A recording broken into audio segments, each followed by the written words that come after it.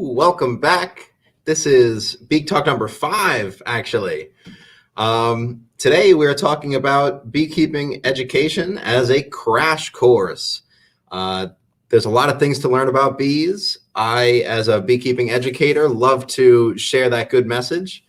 But I have a question for you. If you're just hopping on the live stream, whether you're watching live or the recording, the replay, I want to ask you, I want you to comment, where did you first learn about beekeeping?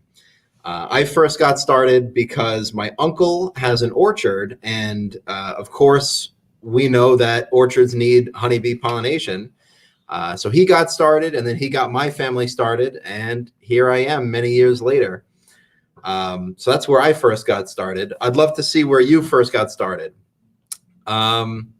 Yeah, so this is Beek Talk. This is a weekly discussion about beekeeping topics and methods. I invite you to share this live stream with anyone you know who's a beekeeper or who's interested in learning more about these vital pollinators.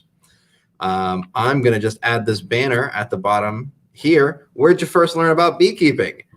Honeybees are really complex and interesting creatures who live fascinating little lives. And the internet is full of content and info about bees. And for this Beek Talk, we'll be talking about the who, what, when, where, and why of getting honeybee information.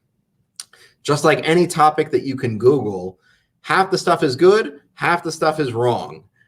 So today, my goal is to set you off on the right path for finding rich beekeeping information. Before I jump into today's topic, I want to encourage everyone watching to comment on this video. I'd like to have a discussion. For the past couple of episodes, I haven't had any guests, but moving forward into next year, I'd like to have guests and talk about ideas and things like that. So I want this to be interactive. If you have any questions, drop them in the comments. I even see I have some people here from some Tim Sohn, Danielle, Ron, thanks for joining. This year, thanks to a friend of mine who is a beak. Well, welcome. Yeah, before I jump in, I want to let you know, definitely comment. The person who leaves my favorite comment wins one of these really cool, where is it? This way. Beek Talk sticker. Where is it? This one. But all of these stickers are available on my website. As well as some other beekeeping information, classes, links to the books that I'm going to recommend in this Beek Talk. It's all on my website, and the link is in the comments here. So let's jump right in. Today, like I said, we're talking about beak education. Before you hop into any hobby, you should do some research and take some classes to make sure that you like what you see. This goes for cars or cooking or any kind of hobby that you could have. You should do some research before you jump into it. If you were listening to my last episode, you might remember that I suggested anyone who's interested in becoming a beekeeper should probably spend their whole first year doing research and deciding what their approach is going to be towards beekeeping. And that is definitely a suggestion that I stand behind fully. And I'm here to help. If you're watching this, you're already off on the right foot, so don't worry. First thing I want to talk about is the who. Who should you be listening to? And this is really easy. I'm a believer that you should listen to anybody who has bees or who's done some research. In this complex world, there's a lot of opinions, and I think that everyone should be heard. But take what you hear with a grain of salt, because some things are not true and some things are conjecture and things like that. So definitely take things with a grain of salt. Where did I lose my train of thought here? Beekeeping is different in every part of the country. It's different at every elevation. It's different for every ecosystem. Beekeeping is different no matter where you are. And beekeeping is even different within the 3 generalized categories and approaches towards beekeeping. So I think that everyone has something to contribute, but really it's what you find value in. So if it makes sense to you and it makes sense to your understanding of how the bees naturally want to live their lives, then I think that might be some good information. Like I said, I've been, I have some more comments in here. They're cool stickers. Where can you buy them? They're on my website at blossombuzzbees.buzz, and the link is in the comments. And I have Mandy, who's also on the live stream, who actually won some stickers, I think, on the second Beek Talk. So some people who listen like to stick around. I'm happy to see that. Like I said, I've been beekeeping for 14 years, and I've been teaching beekeeping for 4. And I mean, I might be biased, but I love doing this. I love teaching people about it, and I like to think of myself as a good resource to reach out to. But any beekeeper who has a few more seasons than you, I would say is a good resource to learn from. Even if they're not the best beekeeper, and even if they're not having high success, I think that there might be ideas that you can learn from. Maybe not that it's a great idea and you should follow it, but you should learn that maybe it's not working the way that the person was expecting. Beekeeping is all about experimenting and taking notes. So I think there's a lot to learn from every beekeeper in every situation. Just keep in mind, like I said, that every beekeeper takes a different approach. So like commercial beekeepers who do this as their job are totally polar opposites from holistic beekeepers or natural beekeepers who are doing this as a hobby. They're both keeping bees. They're both successful, and they're both, you know, doing a good job. But their methods and practices are polar opposites. They're almost sacrilege to each other. So that's what I mean when I say beekeeping is different all over the place. It's different. I align with the more organic part of beekeeping, which is kind of like the middle ground. But I study commercial beekeepers because there's a lot to learn from them. I have mentees and students who are full-fledged, holistic, natural beekeepers to a T, and I think there's a lot to learn from their approach as well. So my advice is to listen to everyone, but make the decision like the road meets the rubber in your apiary. And if you're making a decision for your bees, you have to do it through the lens of what's best for them. And in my experience, that lens usually is erring on the side of doing less beekeeper intervention and letting the bees kind of sort it out on their own. Beekeepers should be better observers than they are manipulators. There's an old beekeeping saying that goes, if you don't know what's going on, close them up and wait a week. And I think that's some really good advice for people who are just starting out. If you know what diseases look like, and you know that there's nothing disease happening in your hive, but it looks like something else is off, close them up, wait a week, because chances are whatever was wrong last week will be very apparent this week, or will either have sorted itself out. So now I want to talk about where you can find good resources. I have a few classes coming up in January that are listed on my website, and I also have links to all the books that I'm going to plug right now. So you can find the link in the comments, but there are a ton of really good Facebook groups that you can add. I would suggest looking up beekeeping and whatever region you're in on Facebook. So if like I'm here in Pennsylvania, so there's a group called Pennsylvania Beekeepers, and they're definitely worth a follow. No matter where you are in the country, if you're on Facebook, you can probably find a Facebook group for your area. My suggestion is to add every group that you see. And if it doesn't feel inviting to newer beekeepers or to someone at your experience level, I would just leave the group, because that's not the energy. A lot of beekeepers are a little hermity, and they like to be in their old ways, and that might be good for them, but that's not really an inviting culture to get new people to pick up beekeeping. So if you join a group and don't feel invited, don't stick around. There's plenty of other resources available. So I'm here in northeastern Pennsylvania. I'm in Monroe County, and we have a Monroe County Beekeepers Association.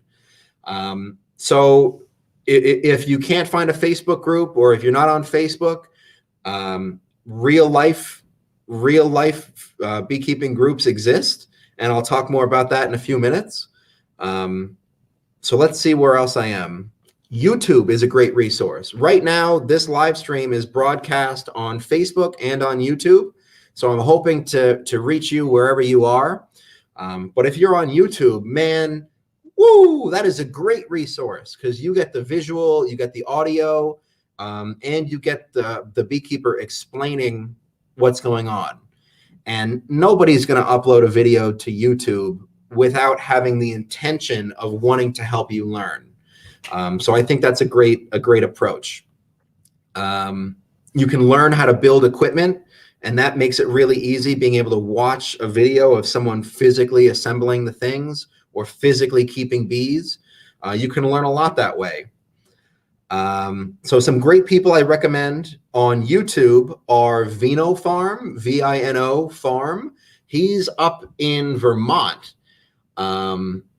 So like I said, remember, you got to learn from people who are in your climate. So if you're in Florida, maybe taking advice from a guy in Vermont isn't the best or most appropriate, but there's still things you can learn. So Vino Farm in Vermont, he's really great.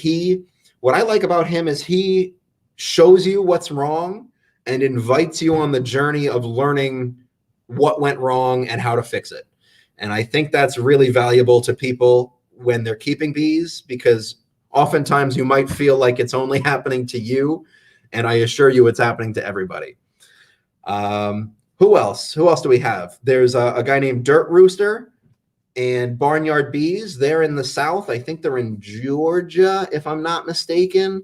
If you follow them on YouTube and you know where they're from, drop it in the comments so I can make sure that I'm helping the right people get to the right place. But they show a bit more of the commercial side of beekeeping, and like doing swarm removals and cutouts and things like that. And they're also really there to help you if you're starting out. And there's also a guy named Frederick Dunn, who's also here in Pennsylvania. He does a show similar to this. It's like an hour-long Q&A that he does on Fridays. And I encourage you to give him a look as well, because he's another guy who's out here really trying to help people learn about bees. And then lastly, there's a guy named Jason Chrisman of JC's Bees. He is in Ohio. So another like northeastern beekeeper. But again, he takes like the farmer approach to things. The hives don't look the prettiest, but they do the job. And like that's his approach to beekeeping, which I know a lot of beekeepers take that approach as well. So I think there's a lot to learn from the resources that are available online. There's a lot of people who are like me, who just want to teach people what they know about bees. And I really enjoy being part of that community, you know.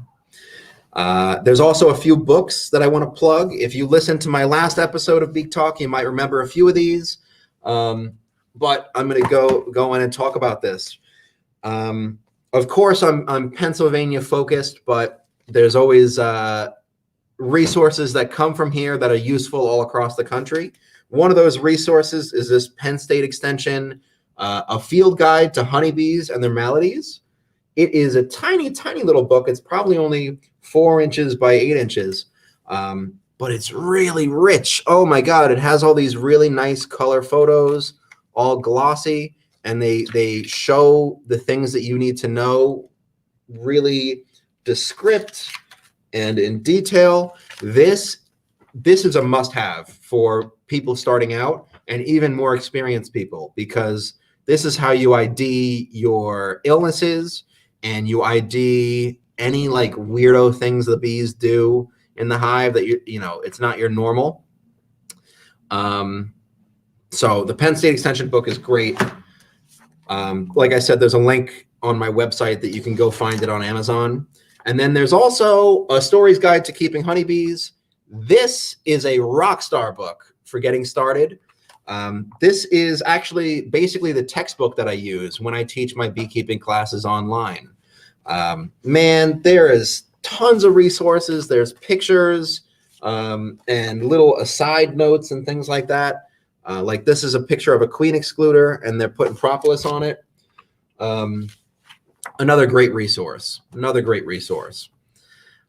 So if you have any questions as I'm moving along, please drop them in the comments and I'd love to help you out. I see there's a lot of people active in the comments, and I can come back at the end. We have a first-year beekeeper with one hive reel Mav, and he's in central New York State. So it's the same kind of weather going on.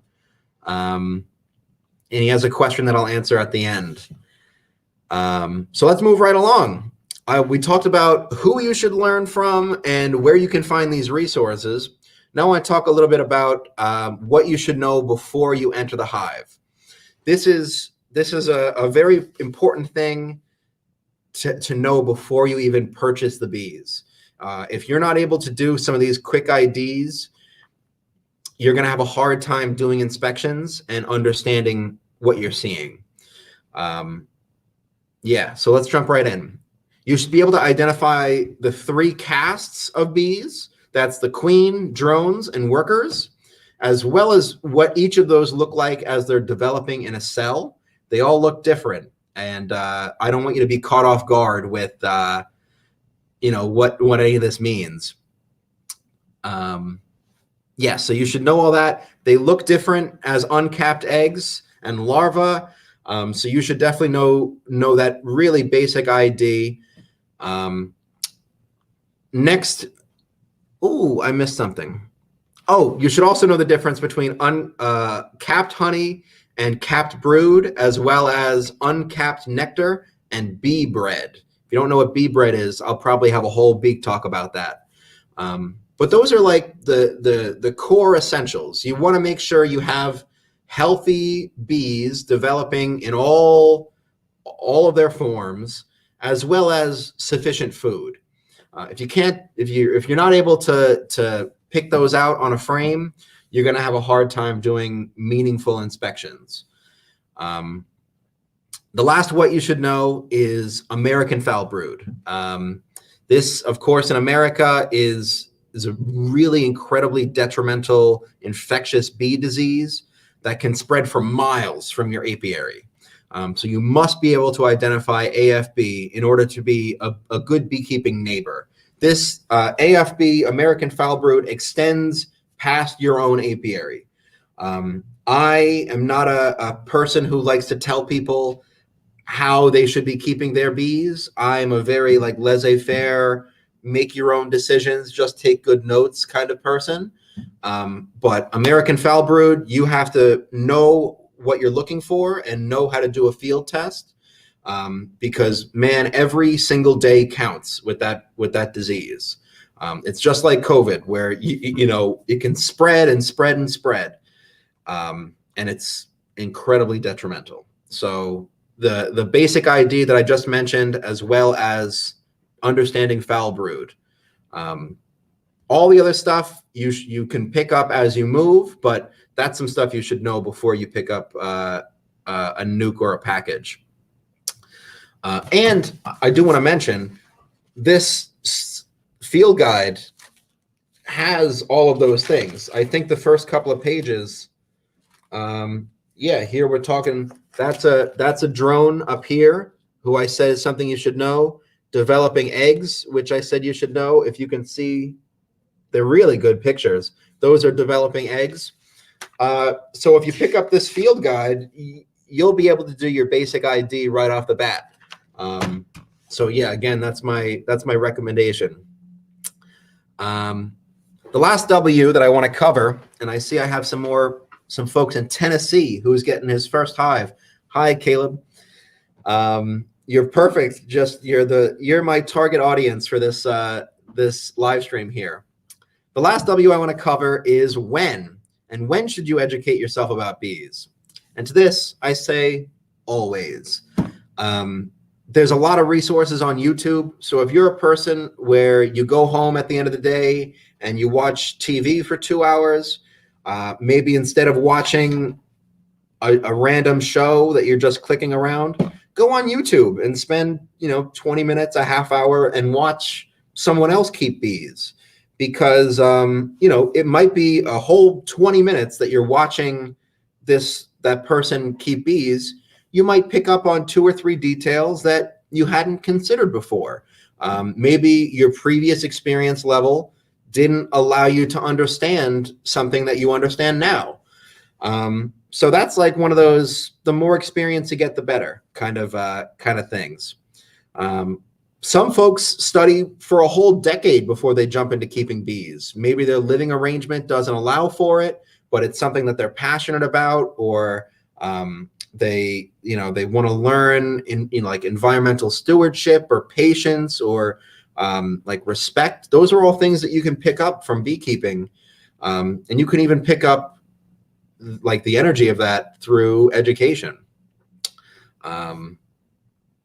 Yeah, and some folks just want to learn about bees. Like I love learning about plants. Of course, it has to do with their relationship to the bees. But I do gardening. But a lot of the plants I learn about, I'm never gonna own, never gonna take care of. I just like to learn about them.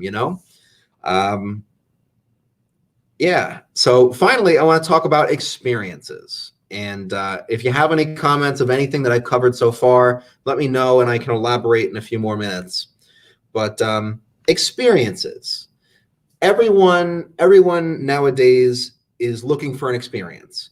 I have an apiary a few miles from here where I take people. I have tons of spare suits. I work with Pocono apiaries, and we do beekeeping tours. So you put on a suit and you come with me. I'll open up a hive, do an inspection. I'll teach the people about the basic IDs that I just recommended to you guys. And it's nice. They pay a small fee and they get this one-on-one, in-person, hands-on experience. And to some folks who've been waiting to get bees but just didn't know where to start, that breaks the ice, that breaks the seal, and now they're able and they're confident to get going on their own. To some folks, they quickly realize that maybe it's not their thing, and man, it's a heck of a lot easier to go on an experience tour or to spend $100 on a beekeeping suit and then realize you don't like it, instead of buying all the equipment and then realizing you don't like it, and then having the whole hassle of the living bees that you need to still tend to, even if you don't like the activity.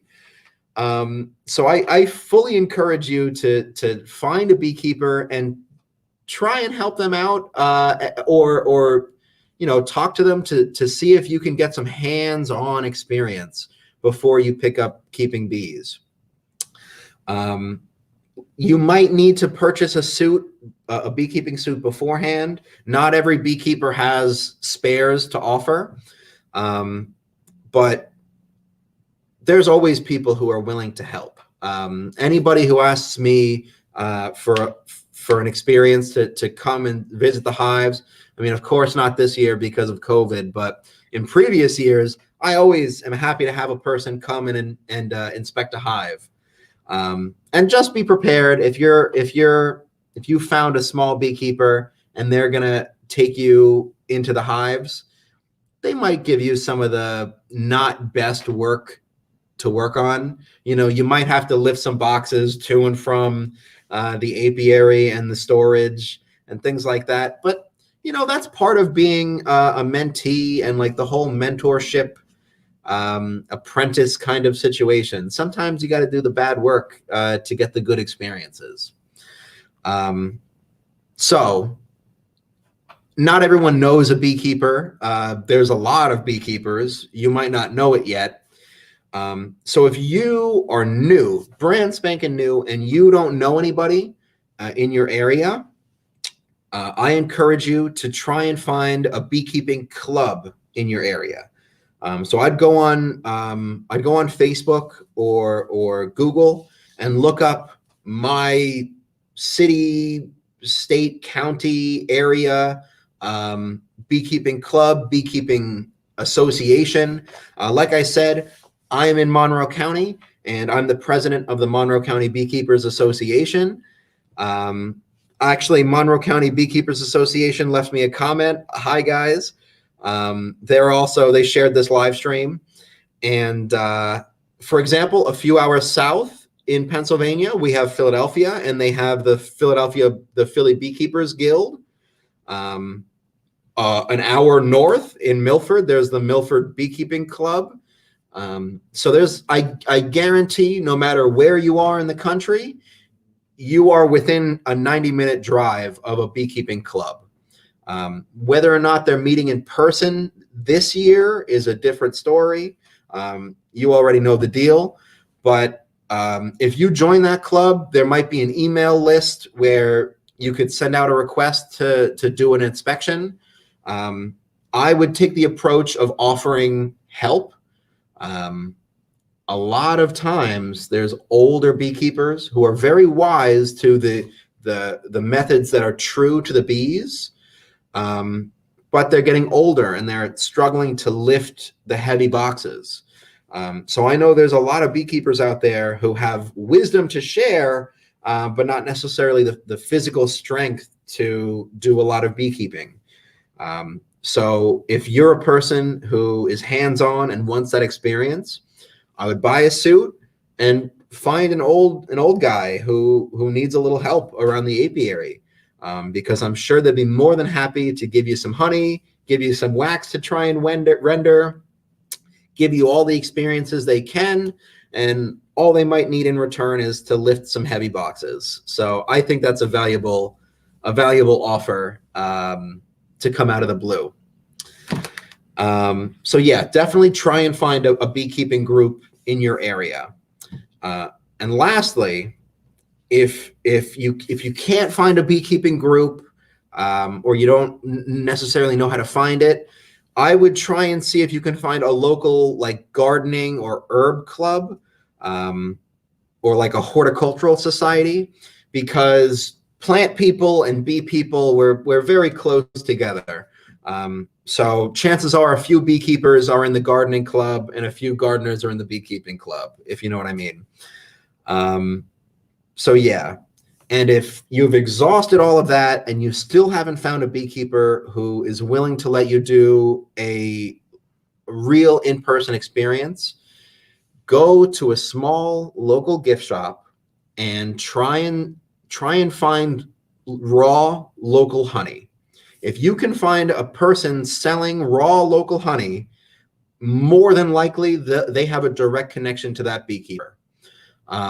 Now that beekeeper is probably going to be on the more professional sideliner commercial side, less hobbyist, but they might know another person who wants to help people learn. So the last thing that you could do is try and find a seller of local honey and try and find the beekeeper that way. But I'm going to be honest, there's a lot of people like me who want to help you get some experience with bees. All right, so those are my tips and tricks about finding educational resources. Please leave me some comments and questions, and I'll be more than happy to answer. I see some rolling in right now. BeekTalk goes live on Facebook and YouTube every Tuesday at 4, except for next week. I'm taking the week off for the holidays, and because when I'm not teaching beekeeping, I work in retail, so you know how hectic that gets this time of year. So let me quick sift through some of the comments I have here. A lot of comments, really active. I really appreciate your feedback, guys. Some people recommending friends to join. Danielle is trying to get a master gardener certificate, and I think that'll be a nice addition to her garden. And she just got a hive. Yeah, it's funny. My mom is a master gardener as well, and man, she gave me everything. I think everything I know about plants comes from my mom.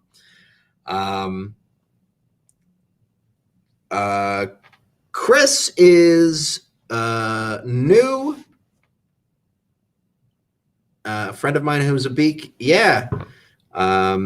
Yes, and I do have some cool stickers. Like I said, you can get these on my website, and I have a link in the comments. Real Mav is a first-year beekeeper with one hive in central New York State.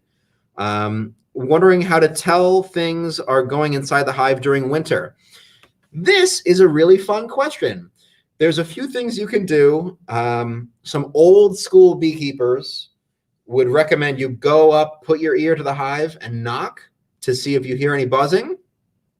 I would encourage you not to do that because any disturbance to the bees when they're clustered encourages them to burn more energy. So I don't remember the source where I learned this information. So I don't know if it's 100% factual, but of course I'll share it anyway. Someone who had a hive scale and was able to weigh the hives found that every time you knock on the hive when it's below 50 degrees, when the bees are clustered, it encourages the bees to consume up to 2 pounds more food. So if you're knocking on the hive every week, you might make them burn through food a little too fast. The best and hands-off approach that I found to get you the most immediate results to see if your hives are still alive during winter is to invest in a FLIR, F-L-I-R thermal camera. They have little chuches that you can plug into your phone. They also have like external thermometers, like when you walk into the grocery store, they take your temperature, a thing like that that lets you see if the hive is warm. Those are pricey. So I would check with your beekeeping club to see if they have one to rent out, or that might be a suggestion, or it might be a good Christmas gift. If you do cutouts, that's really helpful to see where the bees are in the wall. So a FLIR thermal camera might be a nice investment for you, Real Mav. But the old school method to seeing if your bees are alive is to wait until there's a warm day above, 60, 65 degrees, and to see if the bees are throwing dead bees out of the hive. It seems counterintuitive to wonder if your bees are still alive by counting the dead bees, but a really healthy colony is going to remove the dead from their hive. And they only do that when it's warm. So in February, when we have that like first mystery warm day, I always go up and check my bees to see if there's some dead on the landing pad. If I see dead bees, I know the hive's probably really healthy still. So that's how you can check to see if your bees are doing well during winter. We have some folks from Pittsburgh. Welcome, welcome. Some folks in Texas, first year, first hive. Ernesto, welcome. I love to have you on the BeekTalk. Who else do we have? This will be, Ron says this will be he and his wife's first year coming up in the spring. Good luck, good luck. If you're listening to BeekTalk, which you are, you're already off in the right place. If you have any questions, always drop them in the comments, even if it's not related to the topic. I love to help out. We have some folks in Tennessee. Caleb, welcome. Getting your first hive in the spring. I love this. A lot of new beekeepers. And Melissa is watching for the replay. Delightful. Next, we have, aside from sunflowers and dandelions, what other flowers would you recommend to keep around? And he's located in northeastern Ohio. So Ron, you should definitely watch JC's Bees on YouTube, because he's in the same state. He offers a lot of great resources. Dandelions is your first heavy nectar crop, aside from the maples, which it's usually a little too cold in the north to get the maple flow. Dandelions is our first go-to. That's when we want our honey supers on. My recommendations for plants to keep around. I don't mow my lawn until after the dandelions. You can make wishes. You know, they seed. So anybody who keeps a lawn, I give you permission to slack off until the dandelions blow their seed. That's easy to do. Milkweed is another great thing. If you see it, don't mow it because it grows back bigger each year. Milkweed is not only good for bees, but it's also good for the monarch butterflies, who also need our help. I like to think of beekeepers as backyard scientists and backyard biologists. So even though we're focused on our girls, I like to think that we are also stewards of all pollinators, and we like to keep our plants and our insects in check. And milkweed is not only good for the bees, it's good for the soil and the water. It's good for the monarch butterflies who need our help. That's a host plant for them. It's also a, I can't remember the specific word, but the spotted lanternfly, which is a really invasive leaf hopper, plant hopper in Pennsylvania, it is spreading. It's going to be in New York. It's going to be in Ohio. It's going to be in Maryland all this coming year. Really invasive. And we are struggling to learn how to deal with the spotted lanternfly. I'm going to have a whole beak talk about the lanternfly. Don't worry about that. But the lanternfly eats milkweed and does not know that it's poisonous to itself yet. So right now, one of our best lines of defenses against the spotted lanternfly, with the exception of pesticides and herbicides, is milkweed. So definitely, if you see it, keep it around. If you see the little pods, the seed pods opening up and all fluffy, throw them in the wind, help that seed get spread around. Other things to keep around, if you are planting plants for your bees, which I encourage everyone to do, the bees love that local, really close to home food. More than flowers, the most beneficial thing you can do is plant perennial, which is come back every year, really woody, fibrous plants. So bushes, butterfly bushes, honeysuckle, the non-invasive, summer sweet, which blooms during the dearth, which is great for us. Those are all bushes, rhododendron, all good for the bees and other pollinators.